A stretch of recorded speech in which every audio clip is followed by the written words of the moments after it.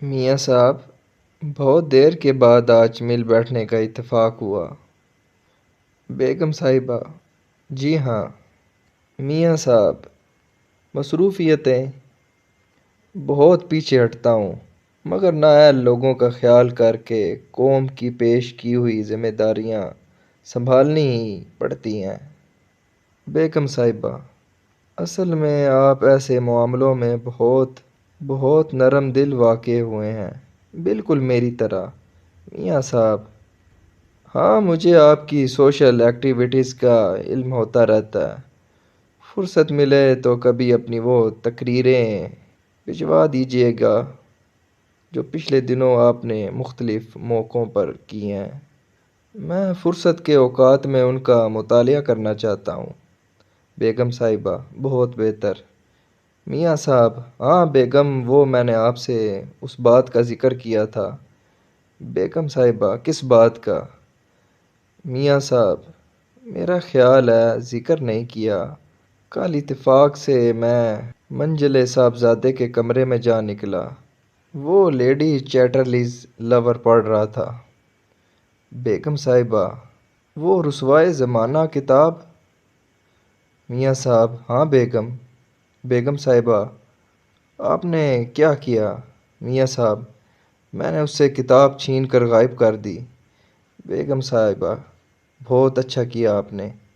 میاں صاحب: اب میں سوچ رہا ہوں کہ ڈاکٹر سے مشورہ کروں اور اس کی روزانہ غذا میں تبدیلی کرا دوں۔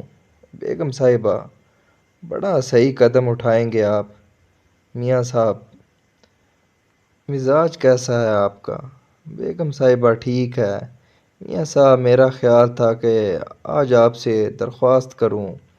بیگم صاحبہ: اوہ، آپ تو بہت بگڑتے جا رہے ہیں۔ میاں صاحب: یہ سب آپ کی کرشمہ سازیاں ہیں۔ بیگم صاحبہ: لیکن آپ کی صحت؟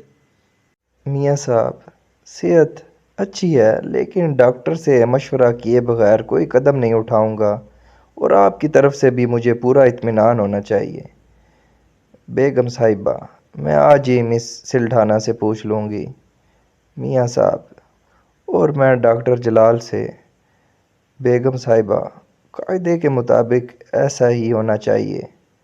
میاں صاحب: اگر ڈاکٹر جلال نے اجازت دے دی؟ بیگم صاحبہ: اگر مس سلڈھانا نے اجازت دے دی۔ مفلر اچھی طرح لپیٹ لیجئے، باہر سردی ہے۔ میاں صاحب: شکریہ۔ ڈاکٹر جلال، تم نے اجازت دے دی؟ مس سلڈھانا: جی ہاں۔ ڈاکٹر جلال: میں نے بھی اجازت دے دی، حالانکہ شرارت کے طور پر۔ مس سلڈھانا: حالانکہ شرارت کے طور پر میں بھی چاہتی تھی کہ اجازت نہ دوں۔ ڈاکٹر جلال: لیکن مجھے ترس آ گیا۔ مس سلڈھانا: مجھے بھی۔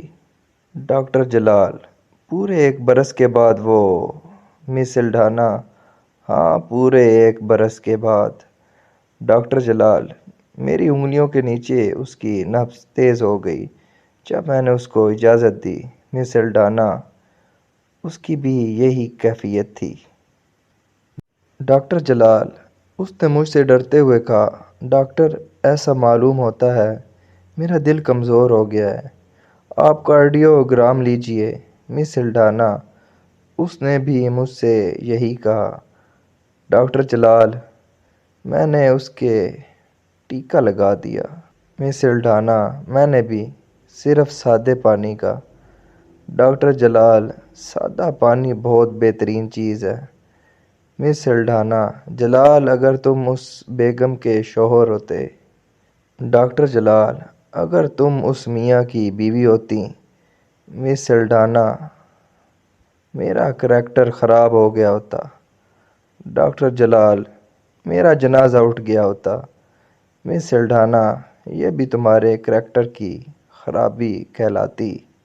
ڈاکٹر جلال: ہم جب بھی سوسائٹی کے ان علوم کو دیکھنے آتے ہیں، ہمارا کریکٹر خراب ہو جاتا ہے۔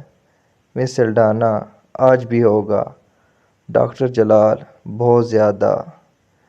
مس سلڈھانا: مگر مصیبت یہ ہے کہ ان کا لمبے لمبے وقفوں کے بعد ہوتا ہے۔